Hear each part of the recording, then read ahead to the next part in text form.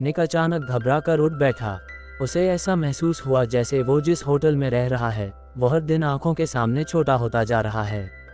शक की तस्दीक करने के लिए उसने दो दीवारों के बीच एक रस्सी बांधी, लेकिन अगली सुबह उठते ही देखा कि जो रस्सी कल तक तनी हुई थी वो अब ढीली पड़ चुकी है। अब शक नहीं रहा, होटल वाकई सिकुड़ रहा था। सच्चाई को पक्के तौर पर समझने के लिए निक दौड़कर गलियारे में गया और हाथ फैलाकर दीवारों की दूरी नापने लगा। जो दीवारें कल तक दूर थीं, अब आराम से छुई जा सकती थीं। समझते ही कि कुछ बहुत बड़ा गलत हो रहा है, निक ने फौरन अपने बाकी साथियों को बताया और उन्हें चेतावनी दी कि अगर समय रहते होटल से बाहर नहीं निकले तो सब इसी में दबकर मर जाएंगे। मगर उसकी बात सुनकर सबने उसे पागल समझा और मिलकर उसे किचन से बाहर फेंक दिया।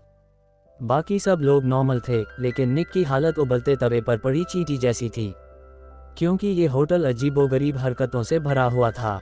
जब वो पहली बार यहाँ आया था तब भी उसे कुछ गड़बड़ लगी थी। बिस्तर के नीचे एक अजीब सा बूढ़ा पड़ा था। बड़ी मुश्किल से उसे भगाया तो अलमारी में एक वेटर छिपा हुआ मिला। निक शुरू में इन बातों को इग्नोर करता रहा, लेकिन जब अगली सुबह वह होटल छोड़ने के लिए सीढ़ियों की ओर गया तो वहाँ अब दीवार बन चुकी थी। उसने बाकी सारे एग्जिट चेक किए, लेकिन सब रहस्यमयी ढंग से गायब थे। अब ये होटल एक जाल बन चुका था और निक एक फंसी हुई मक्खी। घबरा कर निक दीवारों को गौर से देखने लगा। तभी पूरी बिल्डिंग की पाइपलाइनें हिलने लगी और दीवारों पर लगी पेंटिंग्स झूलने लगी। कान लगाकर सुना तो दीवार के अंदर से किसी दिल की धड़कनों जैसी आवाज आ रही थी। और तभी दीवार पर दो छोटे दरवाजे खुल गए और उनमें से एक अजीब बैंड बाहर निकला।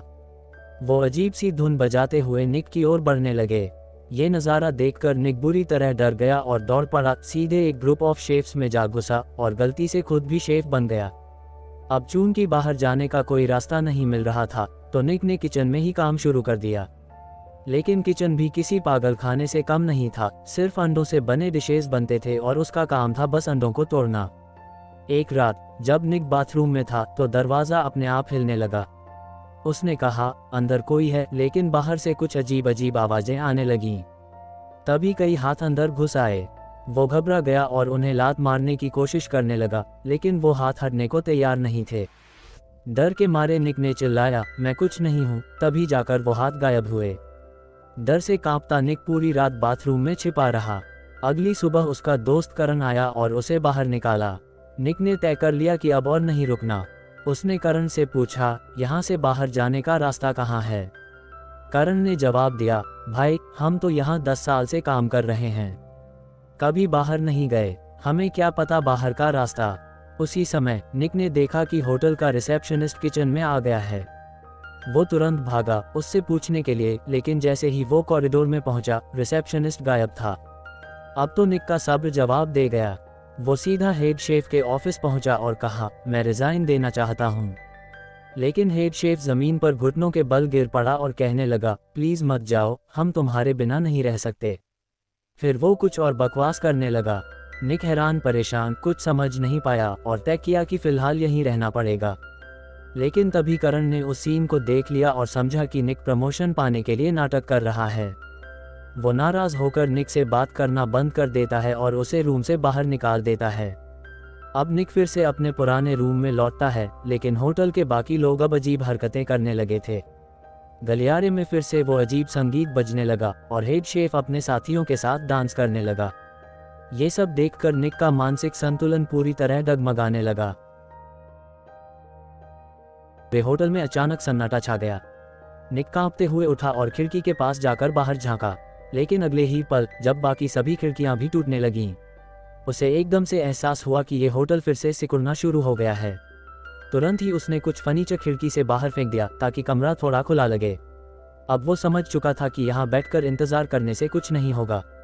उसने अपनी याददाश्त के सहारे होटल की मैपिंग शुरू कर दी, लेकिन ये सिलसिला कई दिनों तक चलता रहा और वो बाहर निकलने का कोई रास्ता नहीं ढूंढ पाया। हर दिन होटल सिकुड़ रहा था, किराएदार भी फर्नीचर बाहर निकाल रहे थे। इसी बीच जब निक दीवारों का निरीक्षण कर रहा था, उसे एक वॉलपेपर के पीछे कुछ अजीब सा महसूस हुआ। डर के बावजूद उसने हिम्मत करके वॉलपेपर हटाया और सामने थी दीवारों के अंदर रेंगती हुई घिनौनी टेंटाकल्स। ये नज़ारा इतना डरावना था कि निक की रीढ़ तक सिहर उठी। सच जानने की चाह में वह एक लोहे की प्लेट से एक टुकड़ा काट कर ले आया, लेकिन जैसे ही उसने ऐसा किया, एक दिल दहला देने वाली चीख गूंज उठी। और पूरी बिल्डिंग जोर से हिलने लगी। डरा सहमा निक तुरंत भागकर अपने कमरे में लौट आया। उसे क्या पता था कि इस समय होटल का रिसेप्शनिस्ट भागते हुए उस जगह पर पहुंच रहा है, लेकिन टेंटाकल्स को देखकर वह चौंका नहीं, बल्कि दुखी होते हुए उन्हें प्यार से सहलाने लगा। इसके बाद भी निक ने हार नहीं मानी। वो हर दिन होटल से बाहर निकलने का रास्ता खोजता रहा। होटल के सिकुड़ने की वजह से कुछ लोग अब कॉरिडोर में सोने लगे थे। कुछ तो इतने बेशर्म थे कि सीधे उसके कमरे में आकर रहने लगे। वो ना सिर्फ निक का खाना खा रहे थे, बल्कि उसकी प्राइवेट चीजें तक इस्तेमाल करने लगे। निक ने सबको मिलकर होटल का नक्शा बनाने को कहा, लेकिन किसी ने मदद नहीं की, बल्कि उन्होंने निक को ही कमरे से बाहर निकाल दिया। अब निक पूरी तरह टूट चुका था। सोचिए, वो तो बस एक होटल में रहने आया था और फंस गया इस खौफनाक जाल में। थका हारा वो कॉरिडोर में ही सो गया। तभी दीवार का वॉलपेपर अचानक नीचे गिरा और ऐसे ढका जैसे रजाई उड़ा दी गई हो। अगली सुबह रूम का फोन बजने लगा। निक दौड़ता हुआ अंदर गया, लेकिन तभी एक लड़के ने फोन काट दिया। निक गुस्से से उबल पड़ा। उसका मानना था कि ये कॉल होटल से बाहर निकलने का एकमात्र मौका था, क्योंकि होटल की फोन लाइन सिर्फ रिसीव कर सकती थी, कॉल नहीं कर सकती। लेकिन वहां मौजूद लोग उल्टा निक को ही दोष देने लगे कि वो वक्त पर कॉल लेने क्यों नहीं आया। निक का गुस्सा अब बेकाबू था। उसने झाड़ू उठाए और सबको कमरे से बाहर निकाल दिया। थोड़ी देर बाद सब शांत था, पर अगले ही दिन वही लोग सामने वाले कमरे की खिड़की से उस पर चीजें फेंकने लगे। निक ने मजबूरी में अपना बेड तोड़कर खिड़की पर ठोंक दिया। अब वो पूरी तरह से टूट चुका था। तभी उसके कमरे की छत पर लगा लैंप घूमने लगा। वो तुरंत हट गया, नहीं तो लैंप सीधा उसके सिर पर गिरता।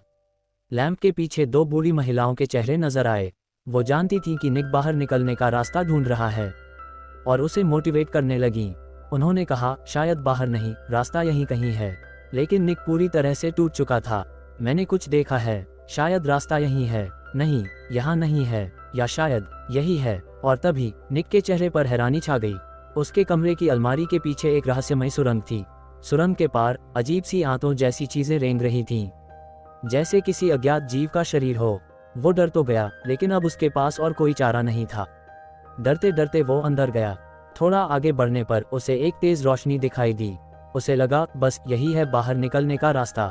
लेकिन पास जाकर देखा तो वो रोशनी असल में एक अंडा था, जिसके अंदर एक छोटी ऑक्टोपस रेंग रही थी। निक डरने की बजाय उसे श्रद्धा से छूने लगा। तभी वो सारे किराएदार जो उसने निकाला था, दरवाजा तोड़कर अंदर आ गए। सुरंग को देखकर वो सब जोश में आ गए और प्रार्थना करने लगे। इसके बाद वो सभी उस सुरंग में घुसने लगे, जैसे उस ऑक्टोपस की पूजा करना चाहते हों। लेकिन किसी ने ध्यान नहीं दिया कि उनके पैरों के नीचे जो रेंग रही चीजें थीं, उनसे ऑक्टोपस को दर्द हो रहा था। जब निक ने देखा कि उसकी वजह से ऑक्टोपस को तकलीफ हो रही है, तो उसने पूरा अंडा उठाकर बाहर धकेल दिया और अगले ही पल वो खुद एक गहरे समंदर में जा गिरा। छोटी ऑक्टोपस तैरती हुई निक के पास आई और उसे पकड़कर ऊपर की रोशनी की तरफ ले जाने लगी। और यहीं पर फिल्म खत्म हो जाती है। कहा जाता है कि इस फिल्म में गहरे मैसेज छिपे हैं। तो बताइए, आपके हिसाब से इसका अंत किस बात का इशारा करता है?